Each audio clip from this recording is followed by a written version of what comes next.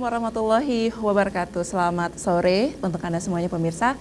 Yang khususnya juga saya ucapkan selamat sore untuk para perempuan dimanapun Anda berada. Sore kali ini kita bertemu lagi di Habaurung Ineng bersama saya Agus Tiada sampai tuntas nanti ya 1 jam ke depan. Yang pastinya kita akan membahas masalah hal-hal yang memang harus diketahui ataupun fungsi kita di hari ini adalah memberikan informasi seputar tema pada sore hari ini. Nah, kali ini ataupun sore ini kami akan membahas dengan tema kepemimpinan perempuan dalam pembangunan Aceh. Dan saya sudah nggak sendiri, tapi sudah ditemani oleh para narasumber yang ahli di bidangnya. Kita sapa terlebih dahulu. Assalamualaikum untuk Ibu Dr. Randa Sri Hardina, selaku Kabid Kualitas Hidup Perempuan dan Keluarga DP3A Aceh. Yang paling ujung ya. Oke, bagaimana kabarnya Ibu? Alhamdulillah. Alhamdulillah. Oke Bu, kita absen dulu Bu. Nanti kita baru sharing-sharing lebih jauh lagi. Yang kedua, Assalamualaikum dan selamat sore untuk Ibu Rashida selaku tokoh perempuan desa Aludeah Tengoh ya Bu ya. Waalaikumsalam warahmatullahi wabarakatuh. Selamat sore semuanya. Iya, dalam kondisi yang prima juga nih Bu. Alhamdulillah. Siap. Oke, dan terakhir Assalamualaikum dan selamat sore untuk Ibu Erlita Zahra selaku manajer program Flower Aceh. Waalaikumsalam warahmatullahi wabarakatuh. Selamat sore juga. Nah, kita sore hari ini juga memperingati Hari Perempuan Internasional ya Bu ya. Nah, kita juga membahas masalah pelik yang mungkin sedang dihadapi oleh para perempuan Aceh. Nah, pada hari ini juga sesuai dengan tema kita tadi membahas bagaimana perempuan ini cara kepemimpinannya dalam pembangunan Aceh. Jadi kita bisa mengetahui untuk pengaruh-pengaruh ataupun peran-perannya ya Bu ya. Oke Bu, saya ke Ibu Sri dulu nih. Izin Bu, boleh cerita sedikit bagaimana perjalanan karir Ibu mulai mungkin dari kuliah, kemudian dengan hobi dan akhirnya menjadi Kabid Kualitas Hidup Perempuan dan Keluarga DP3A Aceh. Ini juga nggak mudah ya Bu ya. Boleh cerita sedikit nih Bu. Kalau perjalanan karir saya mulai dulu setelah saya dulu kuliahnya di APDN ya, APDN Aceh. Kebetulan saya di angkatan 16 dulu, selesainya tahun 1986 ya. Nah, saya memulai karir saya di kantor Gubernur Aceh sebagai staf di bidang protokol. Nah, kemudian saya selesai pendidikan S1 saya di Institut Ilmu Pemerintahan, saya langsung pulang dari sana, berkarir sebentar kembali di kantor gubernur, kemudian saya langsung pindah ke Kabupaten Aceh Utara. Nah, 18 tahun saya melalang buana di Kabupaten Aceh Utara itu, dari mulai saya staf sampai kemudian jadi Kasubag, Kasubit ya. Nah, terus menjadi sekretaris di Dinas Inspektorat dulu, Badan Pengawasan Daerah kan, kalau sekarang namanya Inspektorat. Nah, kemudian menjadi kepala bagian di Sekdakap Aceh Utara sebagai kepala bagian pemberdayaan perempuan. Dulu belum gabung dengan perlindungan anak, ya masih pemberdayaan perempuan. Kemudian pemberdayaan perempuan berdiri sendiri, bergabung dengan KB dulu di Kabupaten Aceh Utara. Juga saya sebagai sekretaris Badan Pemberdayaan Perempuan, Perlindungan Anak dan Keluarga Berencana di Kabupaten Aceh Utara. Kemudian saya baru pindah ke provinsi. Tahun 2010 saya pindah ke provinsi, kemudian 2011 saya sebagai Kepala Bidang Perlindungan Anak sampai dengan di 2017 awal, kemudian dengan SOTK baru di 2017 baru saya menjadi Kepala Bidang Kualitas Hidup Perempuan dan Keluarga. Wow, luar biasa. Bu, boleh tahu nggak sih kenapa saya kebanyakannya beberapa waktu yang lalu juga di Habaurung Ineng yang tampilnya adalah narasumber dari perempuan. Nah, saya pengen tahu kenapa di DP3A ini sepertinya para pekerja ataupun para pelakunya nih kebanyakan dari ibu-ibu ataupun perempuan. Punya alasan khusus nggak sih Bu? Atau memang hanya sebatas kebetulan saja?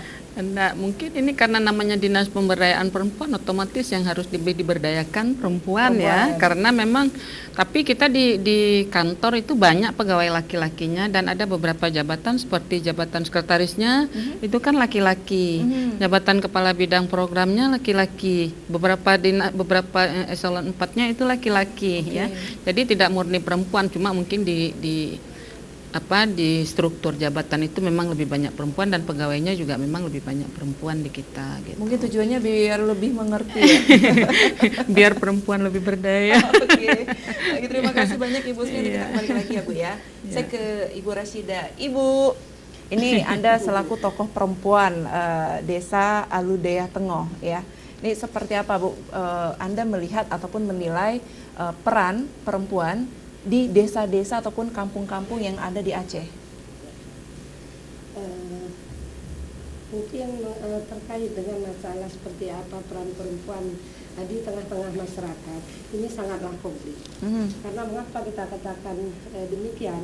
Mungkin lebih besar perempuan yang ada di desa daripada mungkin di perkantoran. Mungkin perkantoran hanya di wilayah sebatas kantor. Tetapi kalau di desa, ini banyak desa yang terutama sekali misalnya kita berada di Mukim Meraksa, itu ada 16 desa. Ke 16 desa harus juga kita menjelajahi wilayah tersebut. Oleh karena itu, tadi sangat banyak dan sangat konkret pengalaman kita dari hal tersebut. Misalnya, sayanya dulu, mengapa saya sangat tertarik untuk bisa yaitu mengajak atau mengayomi, membimbing ibu-ibu yang ada di desa. Mungkin saya melihat karena mengapa saya ini adalah 2 korban yang saya alami. Yang pertama korban konflik. Korban konflik pada tahun 2000 itu suami saya meninggal ditembak, dan saya juga sebagai korban konflik yang cacat seumur hidup, karena saya juga waktu itu dibilas oleh mobil perang, mobil Rio. Jadi saya puluhan kali juga dioperasi supaya saya bisa berjalan. Saya bilang pokoknya saya harus bisa berjalan karena kaki saya kayaknya banyak orang yang masih membutuhkan. Jadi oleh karena itu saya berjuang dengan masih memakai tongkat. Kebetulan di depan mata terjadi lagi tsunami.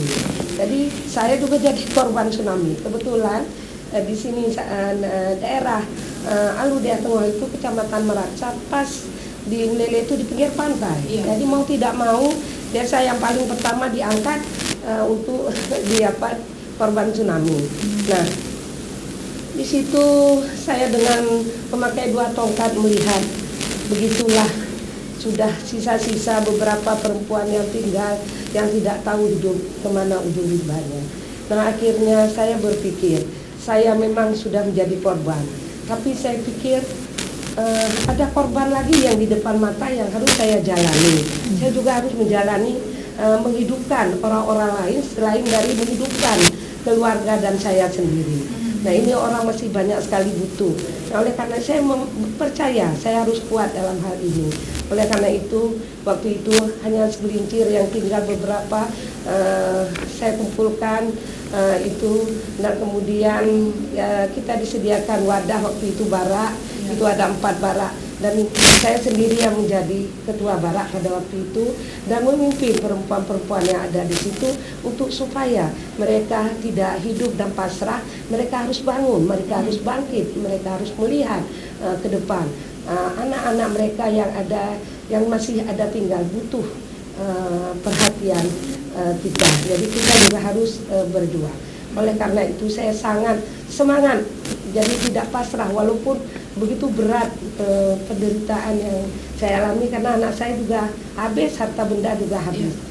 Nah, jadi begitulah pengalaman awal yang begitu pahit, dan waktu itu saya juga memanfaatkan suasana yang ada waktu itu, donatur banyak masuk, saya mikir kemana nanti perempuan. Nah, saya begitu ditanya bagaimana ibu, apa yang ibu inginkan dari kami untuk perempuan. Nah, yang saya butuhkan adalah sekarang wadah untuk saya bisa mengumpulkan perempuan ini, bisa memikirkan nasib ke depan seperti apa. Nah, itu awal mula perjuangan yang saya alami. Nah, kalau Anda sendiri nih, mulai dengan cerita pribadi ibu tadi ya, mempunyai pengalaman yang pahit saat itu dengan kondisi yang maaf cacat, masih memakai tongkat, tapi Anda masih mengingat bagaimana harusnya perempuan bangkit dari semua keterpurukannya. Wow, saya merinding. Luar biasa. Baik, Ibu, terima kasih banyak. Nah, saya ke Ibu Erlita. Ibu Erlita ini beberapa waktu yang lalu juga Flower ya sempat memberikan informasi di Habaurung Inem. Nah, bisakah Anda menjelaskan sedikit Flower ini seperti apa sih, komunitas ataupun kegiatan atau bagaimana? Terima klarifikasi, Flower sendiri itu adalah sebenarnya lembaga swadaya masyarakat. Jadi Flower dibentuk oleh beberapa anggota individu yang yang berasal dari berbagai disiplin ilmu. Ada dari akademisi, dari tokoh masyarakat, ya, dari para aktivis perempuan. Nah, kemudian membentuk Flower. Nah, Flower sendiri itu lahir pada tanggal 23 September 89, cukup tua karena Flower adalah salah satu organisasi perempuan tertua. Iya, dan Flower juga berkontribusi membentuk lembaga-lembaga perempuan yang sekarang beraktivitas di Aceh, ya. Program kerja Flower sendiri itu sebenarnya secara garis besar untuk pemberdayaan perempuan, penguatan kapasitas perempuan, ya. Nah, kegiatannya itu dari pendidikan, mengorganisir kelompok-kelompok perempuan yang ada di desa, membentuk kelompok-kelompok dampingan di desa di beberapa kecamatan yang ada di Aceh, di Kota Banda Aceh, di Aceh Utara dan Pidi, juga di Melabuh, Aceh Jaya dan Biren. Berarti sudah tersebar. Iya, itu wilayah kerjanya Flower Aceh. Flower Aceh. Ya. Nah, kegiatannya seperti saya sebutkan tadi, ada kegiatan pendampingan untuk perempuan yang ada di komunitas, memberikan pendidikan tentang pendidikan politik, pendidikan tentang yang paling program Flower sendiri adalah pemenuhan hak kesehatan reproduksi perempuan. Oke, baik. Luar biasa sekali. Terima kasih banyak. Dan untuk Ibu Sri dan Ibu Erlita, kita nanti sambung lagi ya, Bu, ya. Ya. Baik pemirsa, jangan kemana-mana, tetap di Habah Urung Inem.